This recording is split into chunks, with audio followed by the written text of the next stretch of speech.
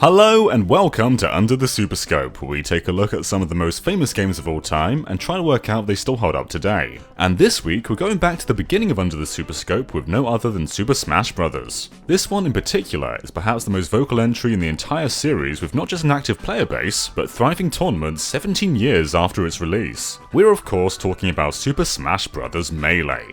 Despite it being immensely popular, is Melee actually the best Smash game, or is it just the most competitive one? And what does best even mean? You can ask anyone what their favourite Smash game is, and likelihood is there'll be a ton of different answers for a ton of different reasons. Some may prefer Brawl because of the Subspace Emissary, some may prefer Smash 4 for the roster. But what of the underlying foundation? If that's fun, surely everything else is just a bow on top of an already nice box. Well, that's what we're going to find out today. Purely based on its gameplay mechanics, is Melee still the most enjoyable Smash game?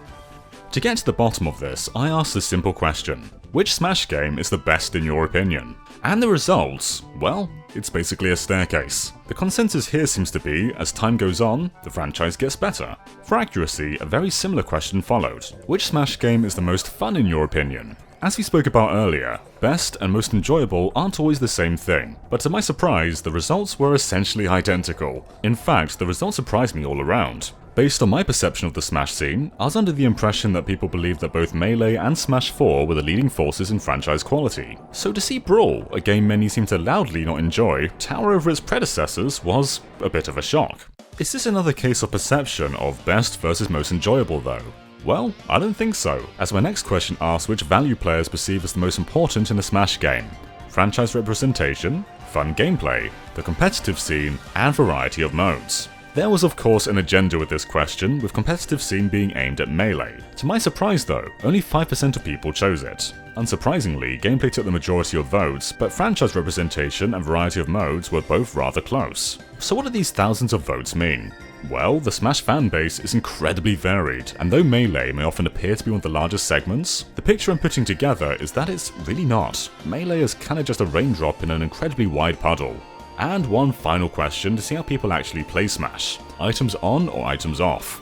And you know what? It was exactly 50-50. Items in Melee are pretty crazy and overpowered, and a huge chunk of the community never play with them. Or at least, so I thought. Seemingly half do. So I think these questions all kinda show where Melee stands. It's clearly a popular game with a meta that keeps on giving, but not only have many players moved on, but most seem to prefer it in its intended form. A fun, multiplayer fighter that built upon the original. And man did it build upon the original. I still think Smash 64 is an incredibly fun game, but it never made much sense to why each move had a neutral and side variant, apart from side specials. If you were Link, no matter if you press B or side B, you would still throw a boomerang. Melee essentially gave each fighter one new move, and that alone would have greatly changed the flow of gameplay, but Melee changed everything. Players could air dodge, the game was faster, there were way more characters with way more stages and way more modes. 64 set a solid foundation, but Melee was so ambitious, and that's not to mention the graphical upgrade. It didn't take long after the GameCube's launch for Melee to come along, and so this was our first time seeing the vast majority of these characters in such detail. We may not have received a Zelda game along the lines of the Ocarina of Time tech demo, but we could recreate it in Melee. It also allowed us to play as villains for the first time. Melee's roster was so deep and varied compared to the original, and while it may look outright tiny by today's standards, being able to take control of Nintendo's villains like Ganondorf and Bowser was pretty crazy at the time. Not to mention more female characters represented like Peach and Zelda, and Fire Emblem made its worldwide debut within Smash Bros. If it weren't for Melee, the series may not even be here today. There was a point where the entire future of the series rested on the success of Fire Emblem Awakening. But would that global push have happened if it weren't for Marth and Roy? Part of me thinks not. That's not to say it was a flawless lineup even at the time. Among the 14 newcomers, 6 were heavily built around the movesets and mechanics of existing fighters. I personally find them harmless in the grand scheme of things, but it does mean that Melee only technically added 8 entirely new characters. And a lot of them don't entirely feel fleshed out. This is a problem all around with Melee. Characters like Sheik and Marth and Fox are seen as the best characters in the game, but one could argue that that's only the case because the majority of the roster is underdeveloped. From Brawl onwards, the Smash series would always build upon the previous game as a groundwork, but with how different Melee was to its predecessor, everything was essentially built from the ground up. And it was done so in just 13 months. No one can take away how impressive it is to build such an ambitious game in such a short time. But when you start to actually examine Melee, it's clear that the game was rushed. Mr. Game & Watch, for instance, feels like he wasn't entirely complete. Heck, he isn't even covered by his shield at full charge. Similarly, characters like Marth have unfair advantages, with his famously long grab just being one of them. Don't be fooled by Yoshi's extending tongue, nothing beats the obscurity of Marth's grab. When people say that Melee's meta is built around glitches, I don't think they're wrong at all.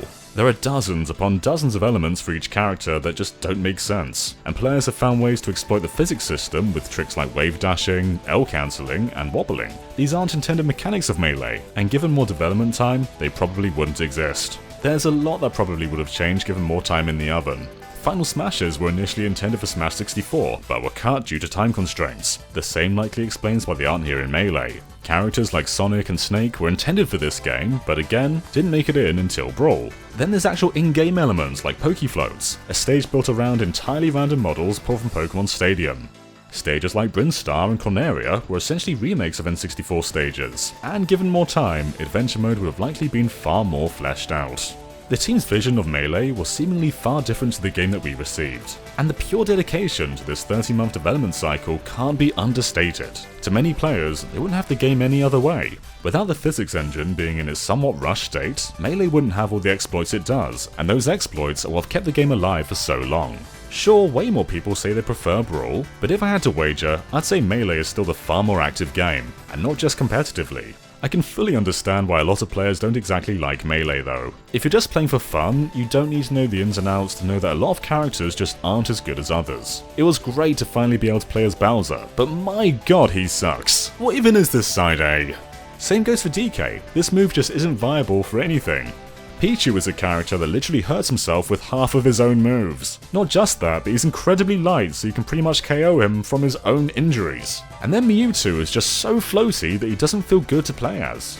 There's a handful of characters with clear advantages over others, in terms of not only moves, but agility too, and this engine certainly favours speed. For a casual player, this can end up being a real problem.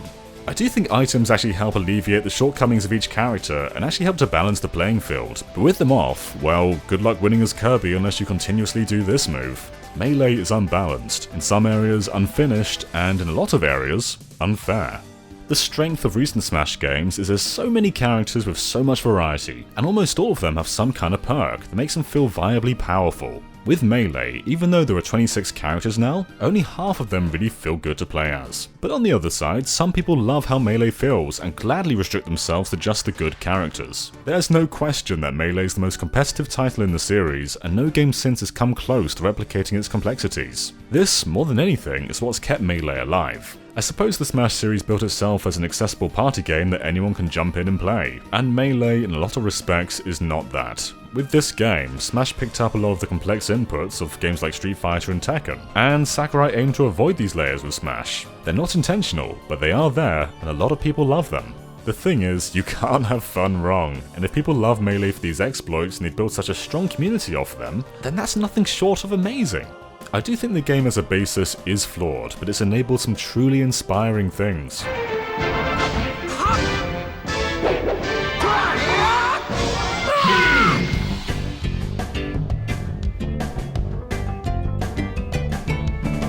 So the original Smash 64 essentially just had fighting, and some fighting. But those few elements of classic mode like board the platforms and break the targets were given a bit more room to breathe in Melee. Board the platforms was something I really loved as it brought out the platforming side of Smash, and they built a far more appealing take on it in Adventure Mode. Adventure Mode isn't flawless, but in concept it's my favourite take on a single player mode in Smash Bros. So essentially it's a short gauntlet of single player levels. You platform through a level of Super Mario Bros., delve through the dungeons of Zelda, and run along an F-Zero track with racers zooming by every few seconds. It's what I wish Subspace Emissary would be. I love the idea of not only playing as different Nintendo characters, but taking them into different Nintendo worlds. It's something that Subspace barely did outside of Skyworld. The problem with Adventure Mode is, well, I basically just listed all the levels. Outside of the Mushroom Kingdom, a Hyrule Dungeon, the F-Zero track, and a short Metroid escape sequence, Adventure Mode is padded out with standard fights. A few still have an adventure feel to them, like a fight against Fox on Corneria, which is then followed up with backup from the Star Fox team, but Adventure Mode often feels like Classic Mode 2.0. Only Classic Mode is actually dynamic in Melee. Adventure is essentially the same every time, and once you've run through with a few characters, you've probably had enough. Melee dips its toe in a proper single player adventure mode, but all you end up with is a small taste of what would later be the Subspace Emissary. Classic mode really is great though. Smash 64 would always hit the same beats with a team of Yoshis, a team of Kirbys, and a battle against Metal Mario, but there are so many random elements to Melee. Yeah, you'll always fight a giant character, but that character can be anyone. Same for the metal characters. And then there's further incentives to play, as if you do well, then not only will you face off against Master Hand, but also Crazy Hand. This guy really lives up to his name. There really were some single player highlights in Melee, like a specific break the targets for every single character, and 51 different events. These were usually just themed fights, but would sometimes get a bit more ambitious. Melee took the basis of 64 and turned it up to 11. While both are great games, this was such an ambitious sequel, and is up there with the most drastic jumps in gaming. I don't think we can really take single player content for granted either. It serves as not only something else to do in the game, but also as a tutorial. Each break the targets begs you to use every single tool at a character's disposal to essentially solve puzzles. Whether it's teaching you to throw Link's bombs or how to control PK Thunder, this is how many of us learned how to play Smash. But something does go directly against this. For some reason, in every single player mode, the C-stick becomes the camera button. So when playing Versus, you can say, "Okay Mario, do a smash attack." And he does. But in adventure mode, "Okay Mario, do a smash attack." Oh. It's incredibly weird and jarring, and means that core inputs don't carry over from mode to mode. You can't even use the C-stick in Home Run Contest, where it would really come in handy. Melee doubled down on being a Nintendo museum with what was practically a museum. Melee has 290 different trophies that all tell different sections of Nintendo's history, from those involved in Smash to those who didn't get so much as a stage. Even certain characters, like Pit, were reimagined in 3D as a trophy. He wasn't reimagined well, but he's there. For a lot of players, I think the single player content came down to trying to unlock all the trophies. You can find them scattered around adventure mode, and then the several mini-games revolve around obtaining them. But the easiest way was to get lucky with a capsule machine. It may not be the best way of delivering content, but it added a lot of longevity to Melee for me.